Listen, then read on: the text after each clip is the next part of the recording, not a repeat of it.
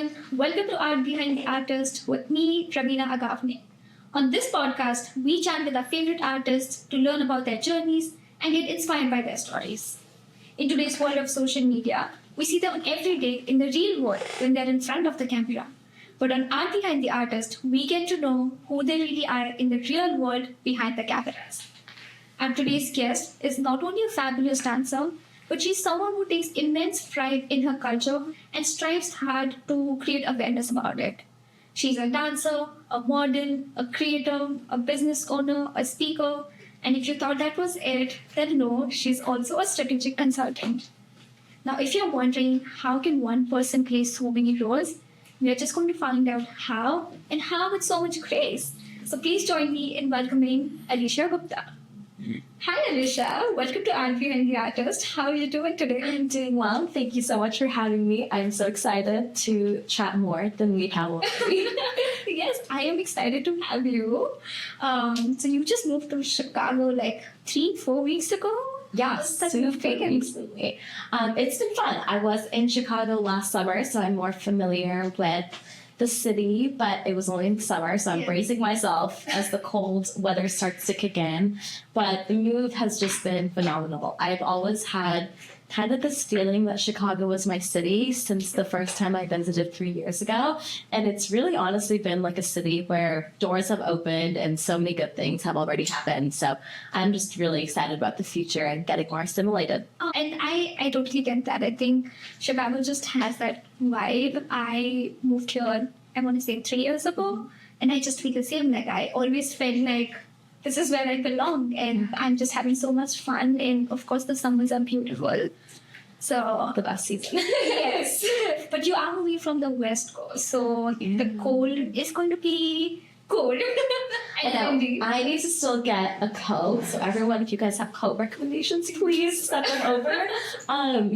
Started in California and then did my college in Austin. So it was even hotter than California. So I'm really not used to the cold, but I am excited to see seasons. That's something I haven't seen before. Yes. And I mean, so much is happening for you, right? Like, so much exciting stuff. You've graduated, you've moved to a new city, you had your first full-time job outside of your internships and stuff. So I'm excited for you. Thank you. Thank you so much. It's a season of a lot of changes, but I think with every change comes more growth. So I'm ready for it. Yeah, well, great. You know, when I was preparing for this conversation, I was thinking about the first time we met at Vinny's workshop, if you remember. And I saw you dance and I fell in love. I was like, man, her lines, she's strong, she's powerful. And I was anyway come up to you and let you know. But just after the class ended, you came up to me and you were like, hey, I love your style, I loved your performance. And it just made me think, in my experience, I don't see a lot of dancers even noticing others in the space. Sometimes, let alone going and letting them know that they like something about them. We just forget that, there's so much we can learn from our peers. Yeah. Right. And in my opinion, you have to be really secure as an artist and as a person to be able to walk up to someone you don't know and let them know that you like something about them. And it's a quality that has to be part of your upbringing, I feel. So I want to start from the beginning. Like, tell me about your childhood, a little bit about your family, where were you born and raised, all the fun stuff. Yes, for sure. Let's go all the way back 2 years. So I was born and raised in Bay Area, California, just the outskirts suburbs of San Francisco. If you're familiar with that, I always say Cupertino because that's what's on the Apple phone.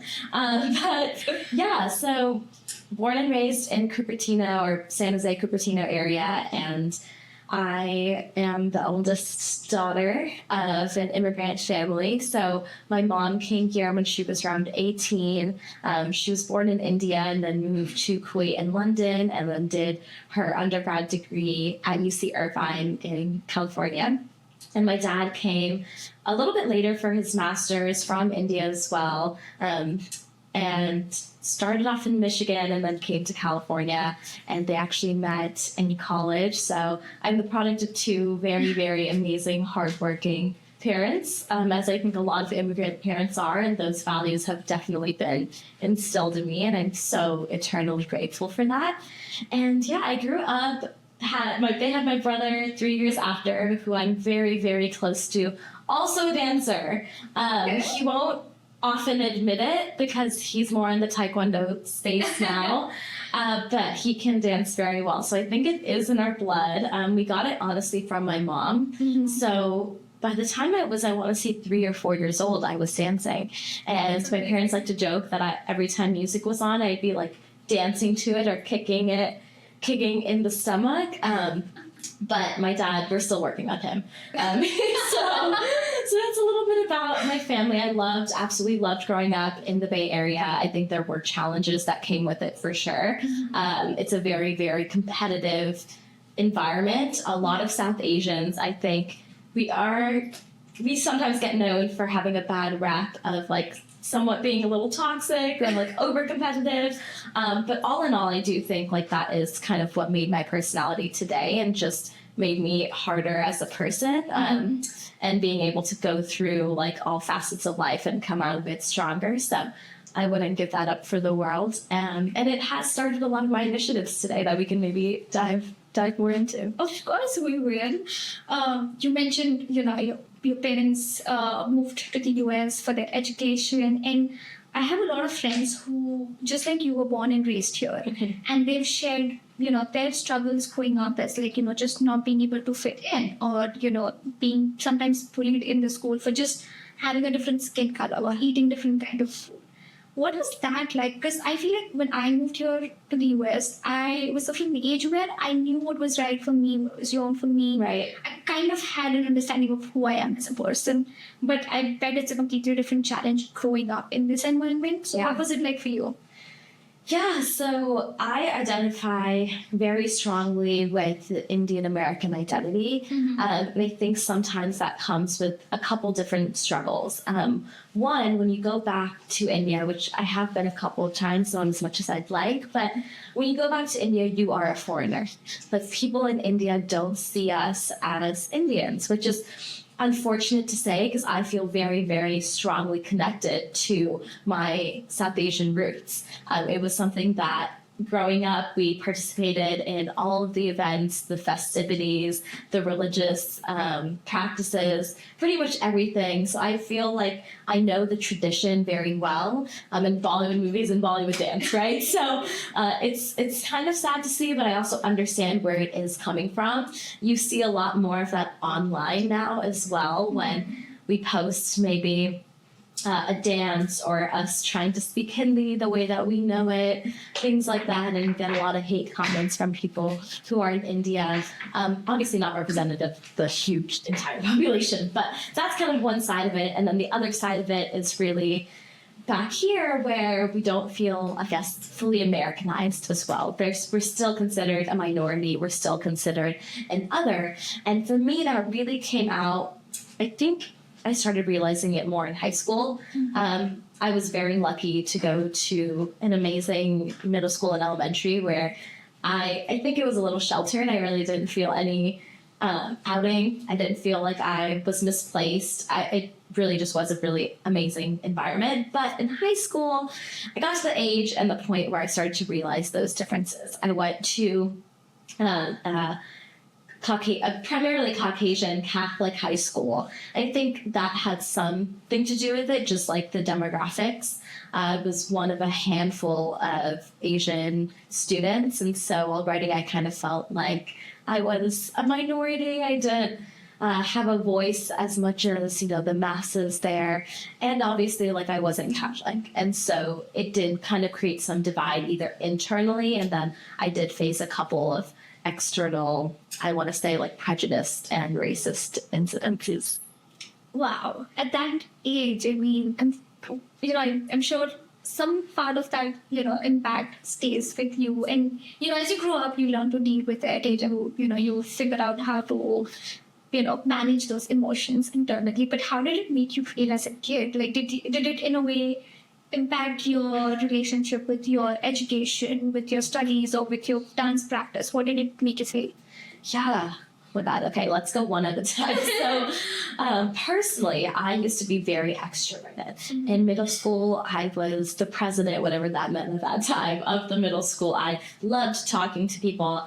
I saw a quick shift in high school, like pretty much even before freshman year started, I became really introverted, really self-conscious of my looks, of my appearance. So this is all, again, internal prejudice. No one had really talked to me at that point. I hadn't really interacted with anybody, but immediately I was like feeling this need of discomfort in my body and needing to change it. So I started, bleaching my skin and straightening my hair, things like that, where it's like practices where you look back and you're like, Alisha, why? Like, you didn't need to change all those things about you just to, quote unquote, fit into what you thought the beauty standard was. So those are kind of like the personality shifts that I saw really early on. When it came to my education, I absolutely did not see a change, which I'm super grateful for. I've always kind of been really focused on myself. When it came to my education, I didn't really get sucked into comparing myself to others. I knew what I wanted early on. I was part of the debate team. I will say, I wish I did more social orgs, things like that, where I just put myself out there to talk to more people. But when it actually came to academics, I was pretty one-mind tracked. Do well in school, like most of us are told, and I had a ton of extracurricular activities that kept me busy. And then dance-wise, I do think it affected it a little bit. I grew up doing Ross and Garba outside of school, and some Kathak as well. And so that's kind of where my foundations were, and then introduced filmy Bollywood styles into that. So come high school, I was pretty versed in some of those styles, and I really, really wanted to explore Western styles. So I took my first ballet classes in high school, and again, it was just really that uncomfortable feeling like I'm not meant to be in this space. We pushed through. I did a year and a half of ballet, and I just couldn't get something out of my mind. I really wanted to be a cheerleader, but I didn't have any friends that were on the cheer team. I didn't see anyone like me on the cheer team. And so for 3 years, I didn't do it until something clicked senior year, and I was like, I have 1 more year of high school left. I just want to give this a shot. Like, I like the style. I want to finally feel like I'm invested and tied to my high school in some way. And I did it, and I loved the dance style. So I kind of started to see a shift in my mentality, just wanting to break barriers for South Asians in the Western world of dance. That's beautiful. And I know now more people are talking about it, but there's definitely still a lot of backlash that we get as a community. Were you able to talk to your parents about it growing up? Oh, yeah. My parents and I have always had an open stream of communication. They're honestly my best friends. Took me through everything in high school. I remember one time, a little off track, but I was just having a really bad day at school and at a football game, and I just didn't feel like myself, didn't feel like I had a lot of friends I could lean on at that time.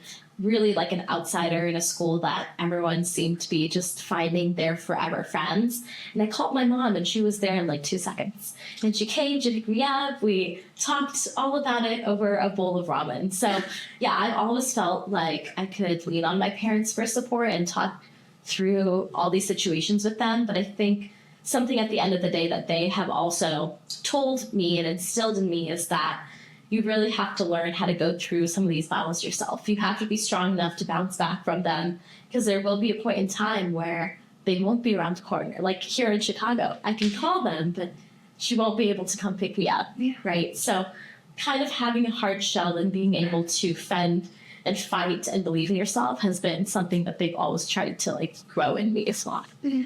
And always they just know the right thing to say, the right thing to do at the right time, right? It's just the best. But that's beautiful. I'm so glad that you had that relationship with your parents, because I share a very similar relationship with my parents, and it's always good to know that there's like a safety cushion to fall back on, and you feel like you just need someone to be there for you. And then let's talk about dancing. When and how did it all begin? Yeah, so like I mentioned, 3 or 4 years old. I don't even remember going to my first dance class, to be honest with you. But I started with Ross, Garba, film. I started competing when I was like 9 years old and just never looked back then. So I remember spending my entire after school and weekends in one of my friends' garages in our dance instructor's backyard, just practicing nonstop. And it was the most exhilarating thing for us ever. I mean, you get so close to the girls that you're dancing with. So I made, honestly, lifelong friends through that experience. And then there was something about dance that it just made me feel like I was in a whole other universe. Like anything could be going on that day, but the only thing I'll remember is dance and what I danced and how I felt while my body was moving and things like that. So from a very early age, I knew I had that sensation, and I knew dance was going to be something that I was pretty much never going to give up on. And then come, I want to say high school, I started doing more gigs. So I changed dance companies. We actually got to perform at the Palace of Fine Arts in San Francisco. I think that was probably at that point one of my biggest performances yet. And the styles were still kind of more in that folk and then Bollywood filmy styles. But then in school itself, I was the captain of our Bollywood dance team. So we had like a Bolly fusion dance team. That was what really introduced me to teaching and choreography. Mm-hmm. And I didn't know it then, but I really, really enjoyed those two aspects of dance, just getting to, I think, share the love of dance onto other people that were wanting and willing to grow in their dance journey. I really enjoyed. So that was kind of my high school experience. And I started doing, like I mentioned, more Western style. So I did some ballet, but really that was just the foundation for contemporary, jazz, and hip hop. Were the three. And then I joined the Mona Khan Company as well in the Bay Area. And yeah, I would say that set me up pretty well for just a dance, I want to say profession. I'm not doing it full time, but a dance career going forward. In college, I was part of a dance team, a couple. I was part of a Bolly Fusion one, and then a competitive hip hop team as well, which was also out of my comfort zone. And since then, I've just been training, teaching workshops, honestly, just trying to figure out at this point. I know I want dance, but where exactly I want it in my life, whether it's in a teaching capacity or training or maybe joining another team. Sorry, that was a really long-winded version of my dance journey. But No, don't worry. Yeah. You got all of it. And if there's more, please feel free to share more. But that's beautiful. And I completely understand, what you just mentioned, that you're figuring out how, in what capacity you want dance to be a part of your life. But you just know that it has to be. It does. You're just figuring out how. Because I totally resonate with that. You also mentioned that you've learned Kathak. So tell me a little bit about that. When did you start learning Kathak? Yeah, I can't remember the exact years. I was young. I want to say maybe around like 8 to 15 or maybe a little younger than that. I will say I wish I stuck with Kathak a little bit more. I remember not enjoying it. So I remember going to class and I was never the best at it. I had joined a little bit later than some of the kids who grew up doing classical dancing. I didn't really resonate with the music as much at that point in time. So it definitely was an experience where I was like dreading to go to class. And I hate that now because I was like, Alisha, you should have stuck with it. It would have just accelerated your dance career to this point. Semi-classical or like a modern classical is a style that I'm trying to train myself on today. It's much harder when you're older, but it is something that is one of my goals in the next year. But yeah, other than that, I can't tell you too much about it because I honestly remember not paying attention more than I remember paying attention. But I think maybe that's just a testament to say that there's a time and place for everything in your life. And I'm a huge believer in just intuition, whether that's intuitive eating or intuitive wellness practices and just following what your mind and body are telling you. And I think at that point, even though I was young, it was telling me like, I don't have the attention span for this. Go put your energy and time into something else, which I did. And I think it's paid off. Yeah, that's amazing. And I love that because I had a similar experience. I was learning Bharatanatyam as a kid. Okay. It wasn't that I wasn't enjoying it. But one of my friends introduced me to like more of the Western styles, jazz, funk, contemporary, hip hop, and I was instantly attracted to those styles. And I ended up leaving Bharatanatyam then, and I started training more in those Western styles. And just like you mentioned, I feel bad. Like, I feel like I wish I stuck to Bharatanatyam a little more. But then I feel like, Bharatanatyam requires a very different body language. Yeah. Maybe I wouldn't have been able to adapt that to contemporary or to hip hop, which I enjoy now so much. But did you feel like doing all of these Indian dance styles in a way let you stay connected to your culture in some way or the other? 100%. Yeah, I think it honestly were the roots for me being connected to my culture still. I don't think without it I would be or feel as deeply rooted to the Indian culture as I do today, because you're listening to the Bollywood music, right? And then from there, you're watching the movies. From there might be like a Diwali festival or celebration that you see on screen, and you're more curious about it then. And then during Holi, for example, you're dancing and I think dance is such a means of storytelling and communication, and it's such a big part of our culture that I showed up everywhere, and I was able to dig deeper into why this is a part of the Indian culture, what it actually means to us, what it means to be Indian. So it was kind of my opening in my facet to being more rooted and connected to the Indian culture. I think other than that, it has also just been such a great way to join and stay connected with South Asians in the community who have had a similar growing up experience as myself. So especially going to a Catholic high school, like I mentioned, I was part of Vodacom Company during my junior and senior years of high school, and just having those outside friends who are also South Asian, I think really what survived me through those high school years. And from there, you're just able to meet so many people. The South Asian world is so small and so connected. So I'm really, really grateful for the network that it has grown me today. That's amazing.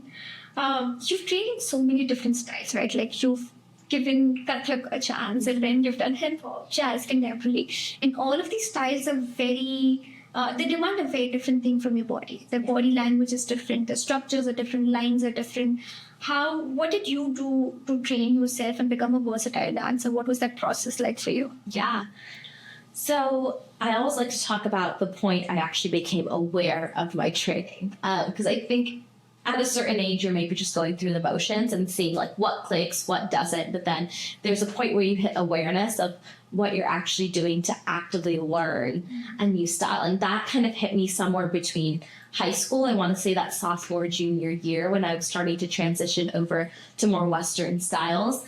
And there's a couple things that I do personally in order to help myself adapt. So the first thing is I'm very, very conscious during workshops about who is teaching, how they're teaching, and mimicking the style that they're teaching. And everyone learns best in different ways. For me, I learn by mimicking body movements. I'm like ready to dance and show you guys right now, so I'm like fidgeting in my seat. So we know what we're doing after the conversation. I'm like ready to go at it. No, but so I would be really conscious of how the instructor is moving their body, what muscles they're using to move, and really just try to emulate that. So sometimes it's not even about like put your foot in like a 90-degree angle, or like have your body, your arm angled to whatever. I really was just like, how is the full looking on them, and how do I like look like that? So that's the first thing I did, just really to train and adapt to different styles. The second thing I did is what you were mentioning when we first started this podcast, where I like learning from other people.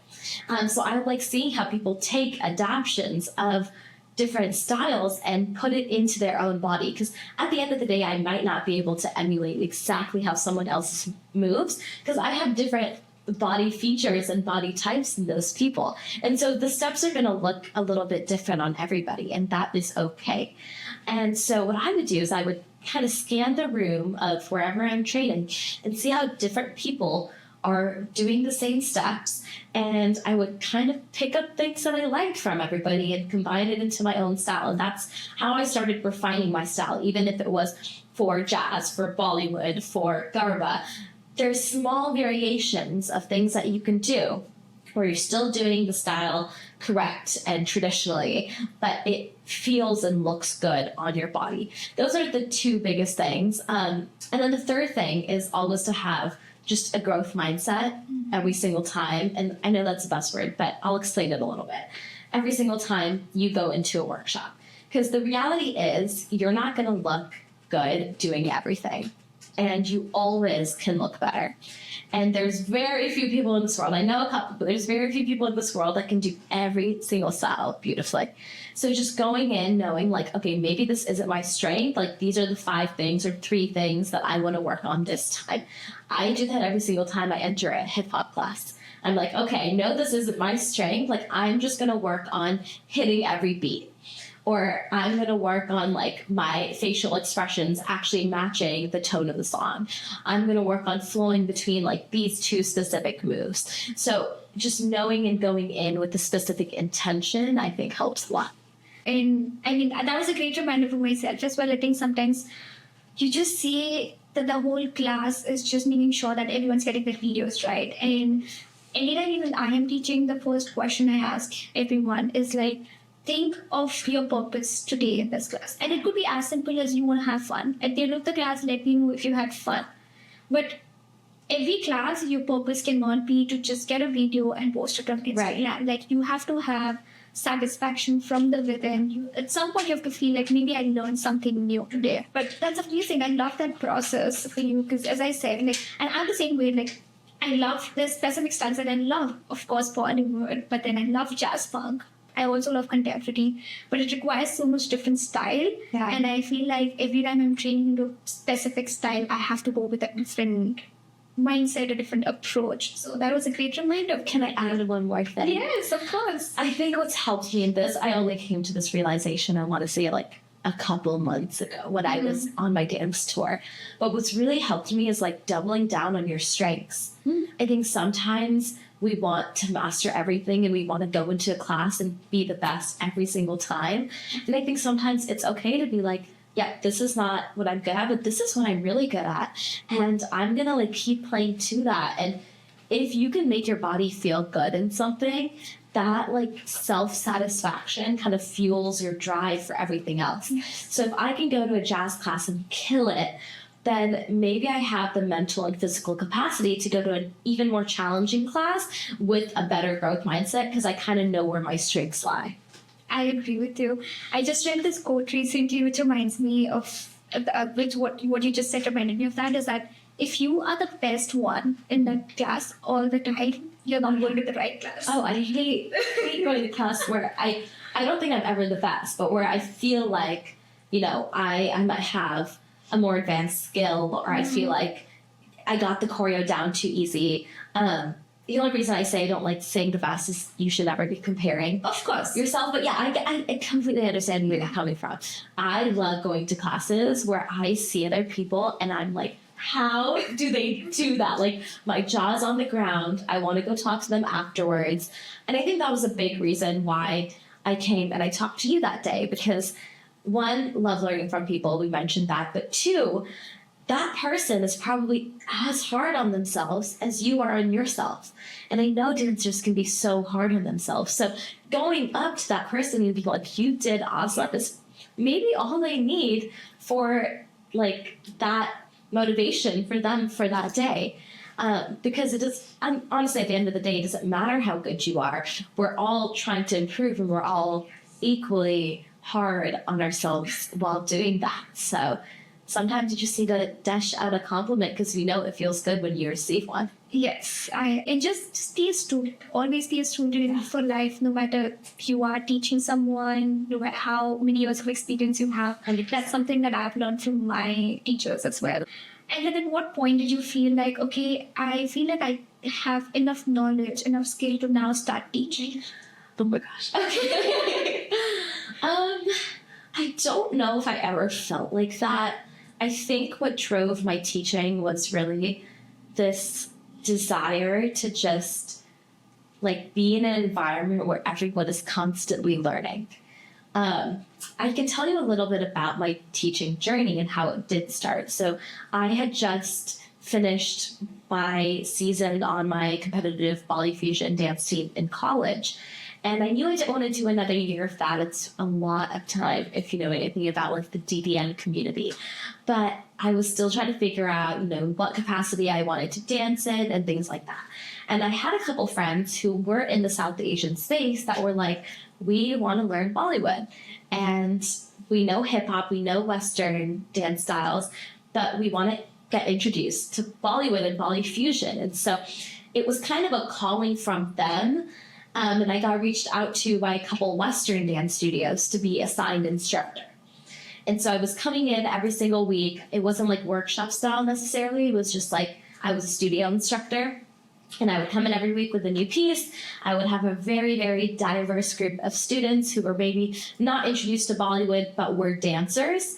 And I just loved spreading the culture. I mean, during Navratri, I did a Garba segment, and it was amazing. It was so much fun to see them like in lingas or skirts doing Garba. And these are girls who didn't even know what like Navratri really was.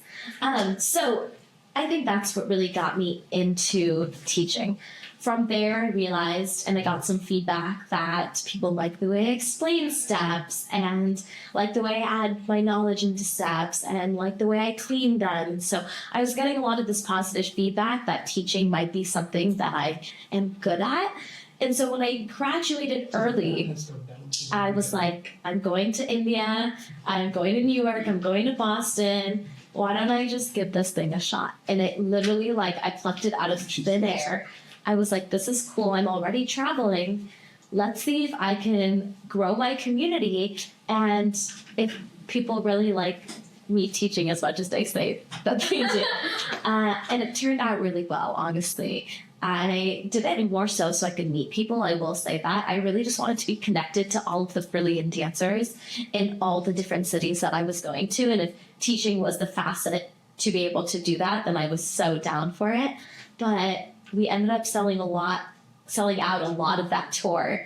And I think people liked it. So that's kind of how I grew into like the workshop instructor mode, I would say. Yeah, and I'm sure people loved it. That's amazing. And you mentioned Garba and Bollywood dancing. Yeah. Like, of course, with a lot of different styles, there's technique behind it. But in its true essence, dance is just celebration. It's just a feeling of celebration together as a community. Yeah. Could be by yourself as well. But even now, like, if you're just happy, what's the first instant natural reaction? You just do like a small right? Like, you just feel so great, and that's what your body naturally responds to. Yeah, and when it comes to teaching, I think I realized early on that I really only wanted to teach things that I was actually trained in. Mm-hmm. And so I did do Garba, and I was very trained in Garba, so I felt like I could do at least one Garba piece. But I stopped doing Bolly hip-hop or some different styles where I was like combining techniques, but when someone asked a question, I didn't really know like the backgrounds and the roots and where it came from.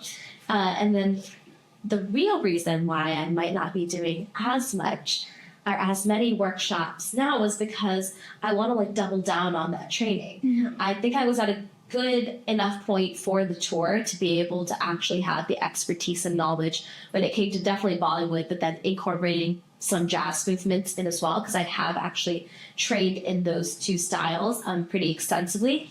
But I'm like, we need to get even better. And I'm always constantly trying to grow my skill set as well, so I can provide as much value on someone else's dance journey. So I am doubling down on a lot of training this year, and then hopefully maybe in the future we'll continue doing more workshops. But yeah, I think that's just like a core principle for me. Yeah, no, I love to. I'm just curious, have you ever done a Garba event, like attended a Garba event in India? Oh, not in India. I've only been to India 3 times, twice when I was very, very young, and then once recently this December, or last December. But no, I have done or gone to very big events in the Bay. It's because it's like Browntown there. there's like hundreds and hundreds of people that come, and I always have so much fun. I'm looking for one in Chicago, if you know, but Yes. to make that hub. Yes. But yeah. For sure. But if you enjoy Garba so much, I highly recommend to I love go it. on with India. Maybe we should plan a trip. I know. What's our next India flight? To go to have the laptops, to your prices now. Exactly. Love that. And then speaking of teaching, you've also taught to children with developmental disabilities. Yes, I forgot to mention that. And I mean, tell me a little bit about that experience. And I want to speak about that a little bit because when I was learning dance, and I still am, but my teacher, Shamak, used to always make us pray before and after the class. And not because you're asking God for something, but just thanking the universe for giving you the ability to dance, to walk, to do everything that you're doing right now. So I want to touch base on that. And what was that experience for you and what did it teach you? It was amazing. So it's part of this organization called GINA, that Lola Khan company actually, I think, either founded or sponsors in some capacity, but I got connected to GINA through MPC, and it was fabulous. It was my favorite activity, my favorite Tuesday. I looked forward to it so much because truly, when you think about it, dance is a facet of communication, storytelling, culture that anybody can participate in. I mean, yes, we have these definitions of what technique for dance looks like, but like you were saying, anyone can dance, and we do it so frequently without even noticing, whether it's in our shower, in our bathroom, or when we go out to the club, when we're just having a girls' dinner. When we're cooking at festivals, activities, dance is just a part of our body. And I think there's something in us that when music hits, we're ready to start jamming, right? So I think that really just grounded the concept that dance is really for everybody, and to take away all barriers of entry because of that. And so working with people with developmental disabilities gave me a whole new appreciation for dance as an art and a style. And I mean, Raveena, these kids were just full of light.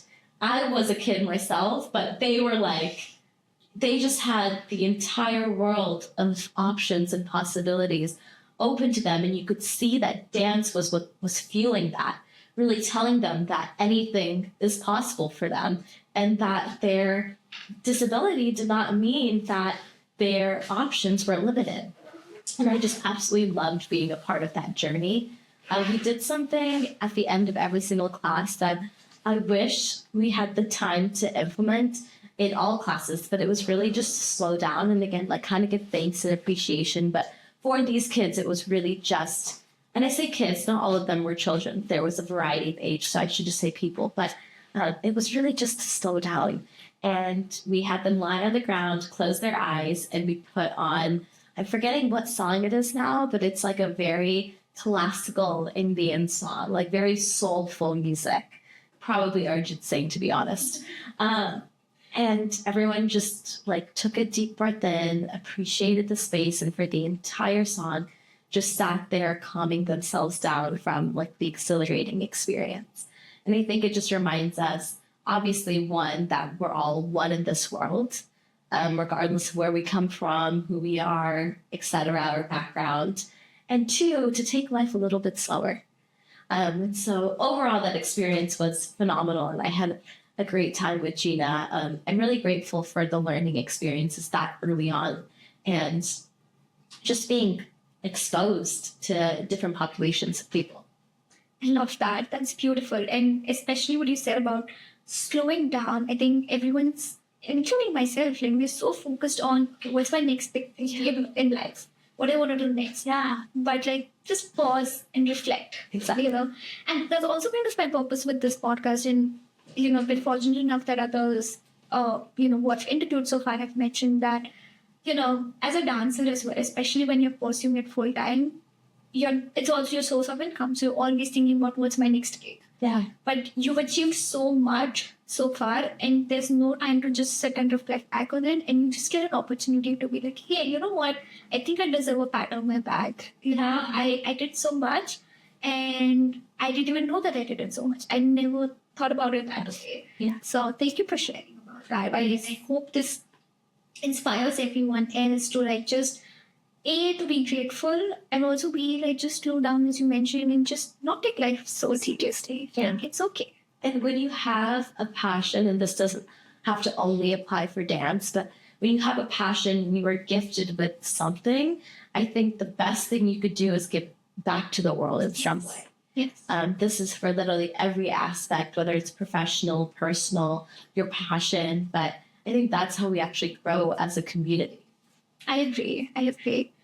Going back to you training into different styles. Yeah. I've seen one of your posts where you've talked about a friend pushing you to learn hip hop, and that actually making you a part of team perform at World of Dance. Yes. So I want to talk about that experience because World of Dance, that's huge. It's a dream for a lot of dancers. So tell me a little bit about it. Oh my gosh, I can't take much credit for this one. So my school's hip hop dance team had already qualified for World of Dance before I had entered. So again, like I didn't have too much to do with it, but I did know that they were going to go to World of Dance. So I decided to audition. Again, it was a point in my life where I was like, I kind of want to venture out of just the South Asian space, just the Bollywood space. I don't see a lot of South Asians. I mean, we are growing, don't get me wrong. But comparatively, not a lot of South Asians in the hip hop space or just in Western styles in general. And so I was like, I'm going to give it a shot. I want different experiences in life and with dance. And it was kind of like the cheerleading thing. Like I have a year left of college. Like, why not just do something new?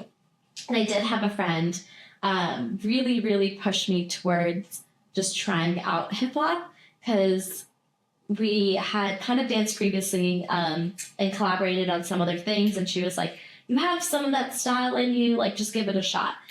And I had so much fun with it. I can't say that I like always felt my best because it's a difficult style to pick up and there's so many moving parts when you're on a team and you're still trying to like clean and be perfect, things like that. But the World of Dance experience was amazing because the difference was the competitions that I was used to were very structured. You know, you have a set rubric, you have like a stage, audiences fill, lighting, like you have what do you call it when you, oh my God, mind blank. Yeah, like a dress rehearsal. Yeah. Like a run through. Technically. Time. There we go. You have all of that, so it kind of feels a little bit more formal. And then I was put in this environment where the stage was pretty much almost the same level as the audience. It was much smaller. People were just standing and watching. This might be different for like World of Dance Nationals, but this was just kind of our like local one in Houston. And it was so much fun. Like, I think sometimes that environment allows you to just break down all of the worries about, you know, the competition and how you're going to perform and if your hair looks right and if everyone's in outfits and things like that and just actually enjoy the dance. And it's the best feeling in the world when you see everyone, even though they're technically competing against you, just cheering you on in the audience and like jumping up and down, like right in front of your face. So that was just a phenomenal environment to be in. And afterwards, we formed this huge circle and people were just going in and breakdancing. And I was like, could not be me. That's okay. I'll stand back here. But then we get to see like all these hidden talents that people on our team and other teams had that you might not even see on stage too. And really that day was just like so much fun. Like I don't even know how to put it in words, but it was so different than everything else I had been exposed to. And I think that's why I stress like getting out of your comfort zone and just doing something challenging. Yeah, I love that. How exciting. And you need those friends around you who like push you, right? Like it's of course great to have people around you, friends around you who are always supportive and Yeah. kind of compliment you with kind of raises your morale. But at the same time, you also want someone who can be like, hey, you know what? You've been in your comfort zone for quite some time now. Maybe it's time to Exactly. do something new. And I'm so glad you have those friends around you. Yeah. Sometimes all it takes is a small little push or someone who believes in you more than you believe in yourself. Yes, I agree.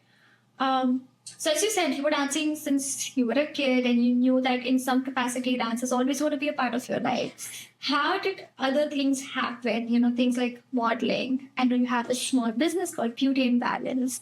You're a speaker. So did you actively look out for those opportunities? Were those your areas of interest, or the opportunity presented itself in front of you?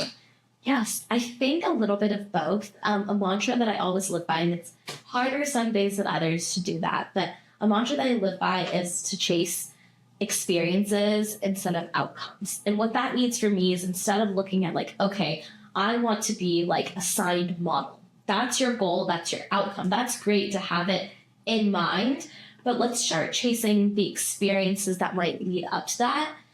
Instead of just being like, okay, this is a goal, like I need to just straight shoot for it, otherwise like the world is gonna end, right? So for me, what that looked like is, I knew I had some passions, and those were kind of how I structured my goals. I knew that I did speech and debate, and I really liked speaking as a method of communication about various topics. I was also always very much involved in nonprofits, and I liked this idea of social impact. At one point, I wanted to go to law school. That's maybe where it came from. But I was like, okay, so I want to be involved in the social impact sector as well. And then for modeling, I actually did not know anything about modeling. I just knew, and my passion, I guess, my goal was to spread the South Asian culture as much as possible as an Indian American. Because that is something that I have been fortunate to be very exposed to, and maybe the people in the South Asian community, but it is such a beautiful culture and heritage for everyone in the US. And we have such a huge population of Indian Americans carrying around that culture. So I really wanted it to just exponentiate in the circles that I was a part of. So I think those are my three big passions. And then the way that I did it is I just started putting my foot in the door for different things. I would try out everything and anything. Another saying that I like to say is, sometimes you have to do something to know it's not for you, and that's equally as valuable as doing something and knowing that you love it. Yes. So I would literally reach out to people. Let's take social impact. I reached out to nonprofits and just said, hey, are you looking for someone to help? I am interested in your nonprofit because of X, Y, and Z, and I had to genuinely be interested in it. And I was like, look, I'm willing to work for free and just get my foot in the door and to help you with whatever. And so I started off with My3, which is a nonprofit that works on eradicating instances of domestic violence and abuse in the South Asian community. And I was young when I started this work from them. I knew that it was an important issue, had to do with South Asians, didn't know much about really what domestic violence was or relationship abuse was. So quickly learned on the job. I started hosting a radio show, or I was featured on some radio shows with that. And so I was kind of getting that social impact in, kind of getting that speaking in, and it had to do with South Asians. It was the perfect combination of all three for me. From there, I just, used that as my portfolio for the next opportunity, which was Humanity Rising. And I think throughout all of my opportunities kind of snowballing onto each other, I remembered a couple things. One, remember where you come from, right? I always kept the people who started my journey very, very close to my heart. Made sure I was eternally grateful for them, and they knew that as well. And two, I think always kept in mind where I wanted to go next in an innovative mindset. So I think it was always thinking outside of the box that kind of got me my next opportunity. I love that. I love that, especially what you said about having enjoying the process more so than just thinking about the goal. And I'm getting to a family that means it goes time to time. But I just want to share a quick, experience with. So I'm currently working on my headstand skills. Oh, nice. Yeah. And when I started it, I was recording myself, but I wasn't posting anything on Instagram. And then one day I just did, and it was a failed attempt. But I got so many PMs saying that, hey, you know what, this just motivated us to take our fitness journey more seriously. Yeah. And I'm like, that's it. If I am going to post directly me doing a handstand, that's just going to look so difficult for anyone else. But if I just show them, you know what, it's a process and anyone can start from scratch, Yeah. And you're going to fail a million times. And the learning is in that failure. I love I love what you just said, and it can inspire so many other people if you talk more about the journey than just the goal. I joke sometimes with my very close friends. I was like, I wish I had like a camera on me all the time. Not because I'm self-centered, I promise. Because it is so hard to show the behind the scenes sometimes. Like we can set up a tripod when we're doing this officially, but no one is going to see like what actually got you and me to sit down here. Yes. Right? So I was like, I wish they saw how many times I was like, feel like I wasn't enough, or I was failing, or like this didn't stick, that didn't stick. Because social media is a highlight reel. Even if we're showing the small behind the scenes of this and that, usually it's like a little bit of like silliness or failure, and then you have like a positive outcome. And that's usually what people hyper fixate on. Like very few times do we see just like a failed attempt. And that's it. There's nothing else. So props to you for posting that, because it is hard to be viewed from everybody. It is. It is very hard. Shifting gears a little bit, I'm going to talk about beauty impact. Okay, yay! I can see the spark in your eyes already just mentioning it. So tell me about this new page of yours. Yes. What motivated you to start it and what it is actually. Okay, yeah, so Beauty and Balance it's not a business yet. It has some seeds being planted for business growth in the future. But right now it's just a community for post-grad people to be able to find the tools, tricks, and tips to balance their professional life with their passions. We had a tagline that was bringing corporate to creative, but really it's not just for the corporate worker. It's for anyone who kind of is a multi-hyphenate. They have a lot of passions and they don't necessarily want to give any one of them up. And it really came to be because I was having so many conversations in dance studios and when I was on podcasts, and I asked people, I was like, so are you doing this full time? I think I asked you this too. I was like, are you doing this full time? Because if you are, major props to you. It is extremely hard. But 90% of the time, they weren't. 90% of the time, they had a full-time job, and most of the time, they loved their full-time job. Mm-hmm. But it's not as fun to talk about, so they don't talk about it, right? It's fun to that, but it's not as fun to document, I would say. And I was like, if you love both things and you're doing both things, like, we need more conversations about that, because there's so many people who just graduated and they're having to choose between dance and consulting, or they're having to choose between like their med school and trying acting out. Whatever the case is, there's like, people have this impression that you kind of have to be good at one thing and just stick to that. And that's never how I was grown up. And so many of the creatives that I've met in just life have the same mentality where it's like, we want to do and balance everything, and we want to do it well. So that's kind of how Beauty and Balance grew. Nonetheless, like, I think what we've been able to achieve with it in just a short month and a half has just blown my mind. I think once people were able to connect the dots between like, okay, this is a brand that does X, Y, Z, like this is a community we can join, this is a value it has to add, in people's heads, it's not just like Alicia's talking to us, it's like, this is an actual community of value, which is always what my end goal was. I love that. And I resonate with that so much because I am in a demanding job, but at the same time, I have my passion for dance. And now I have this passion for sharing everyone else's stories as well. And it's not easy to balance it.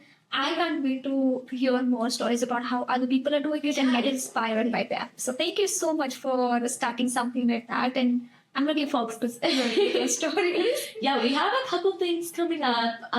It really is not meant to be a new community for you to join, a new group. Mm-hmm. We're not trying to like inundate the market necessarily. Our main goal is just to highlight the people and players who are already doing the great work. For example, when we have our podcasts, I'm not trying to say like, go watch X, Y, and Z like billion podcasts. Mm-hmm. The purpose isn't to like tell people what to do. It's really for the people who are already doing that to just have a space to talk about it. I love that. Simple and sweet. And so powerful. last few questions. Yes. So you have so much, you have dance, modeling, you are a speaker, etc. How do you manage to and on top of that, you have your full-time 9 to 5 job. And I'm sure it's more than 9 to 5. But how do you just manage all of that? Like, how do you stay organized? How do you prioritize your tasks and stuff? Yeah. So we have a couple really great resources. I'm going to shameless plug here. Resources on Beauty and Balance right now where I really talk about like tips that I've done to network to make opportunities come to me, or tools online that I've used in order to time block, how I avoid decision fatigue, things like that, where I'm always constantly trying to tell you guys like how I'm doing it. But at the end of the day, it's really just understanding how you work yourself. I always preface my videos by saying like, this might not work for you. I have some people really close. My brother, for example, he does not want to write things down. He's like, I know what I'm doing. I don't need to write my tasks down. Whereas I need to write every single thing down. So I think at the end of the day, it really is introspect, figure out how you work best, in what environment you work best, around what people you work best, and how to motivate yourself. And once you kind of figure out those things, then you'll start getting into a rhythm of it. And then the final thing is like, don't be afraid to change it. Coming from college is very different to how I work now. And it's just because my environment has changed, my people has changed, and my job has changed. So I'm constantly iterating and reflecting back on like, okay, this is how many hours I worked this week. This is what I felt good about. This is what I didn't feel good about. Like, what can I do like this upcoming week to make myself feel better? And it's never about like getting more work done. It's always like, what do I need to do to feel better for myself? I love that. More power to you. Thank you. Yeah. I love everything that you're doing. So you have so much going on, but who do you think, like, what's your vision? Like, 10 years, 15 years down the line, what is Alisha and what's in her umbrella altogether? Oh, okay. I really have this entrepreneurial spirit in me. I think it's really grown from my dad, who is a serial entrepreneur. I think he's on his 4th business now. So that has always kind of been instilled in me at a very young age. And so I hope one day I can kind of combine or start to combine my passions. Professionally, that's like marketing. It's anything consumer facing. It's being able to grow a business, grow a brand, connect with communities. And then personally, it's like dance, it's social impact, it's sustainable practices, it is uplifting minorities. Combine the industries and my functional expertise to really grow a brand. And I'm hoping that brand or that company is Beauty and Balance, and we can kind of just grow different facets within it. But if it's not, if it's something else, I hope it's in the intersection of those two things. I love that. And I'm sure that will happen, and I'm sure you'll achieve much more than that. So I'm excited to see where you can balance and where Alisha Gupta go together. Thank you so much. And thank you for having me today. So we're talking to you even more. I'm going to chat this morning. And oh my God. You did all beautiful. Thank you so much, Alisha. This is a such a pleasure. Of course,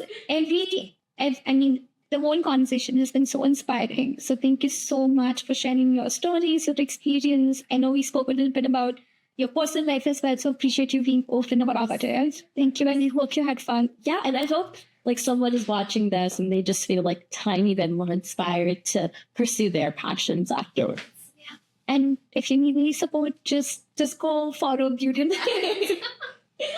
Yeah, but thank you so much. Thank you.